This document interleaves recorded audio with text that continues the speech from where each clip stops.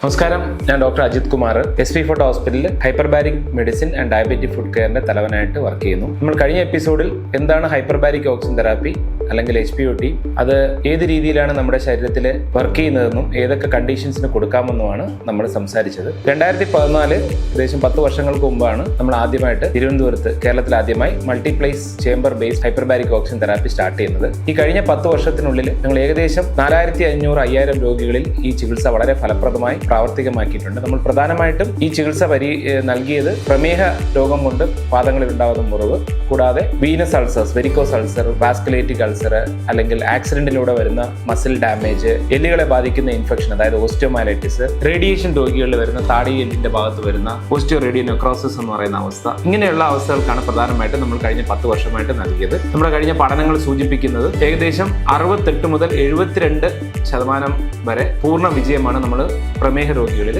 നമുക്ക് കിട്ടിയത്. വളരെ കുറച്ച് രോഗികളാണ് ഈ പ്രമേഹ രോഗികളിൽ ഈ ഹൈപ്പർബാരിക് ഓക്സിജൻ തെറാപ്പി എടുത്തതിന് ശേഷം കാലോ അല്ലെങ്കിൽ വിരലോ മുറിച്ചു മാറ്റപ്പെടേണ്ട ഒരു അവസ്ഥ ഫേസ് ചെയ്യേണ്ടി വരും. അതിനാലും പ്രമേഹ പാദരോഗങ്ങളിൽ ഏറ്റവും ഫലപ്രദമായ ഒരു ചികിത്സാ രീതിയാണ് ഹൈപ്പർബാരിക് ഓക്സിജൻ തെറാപ്പി.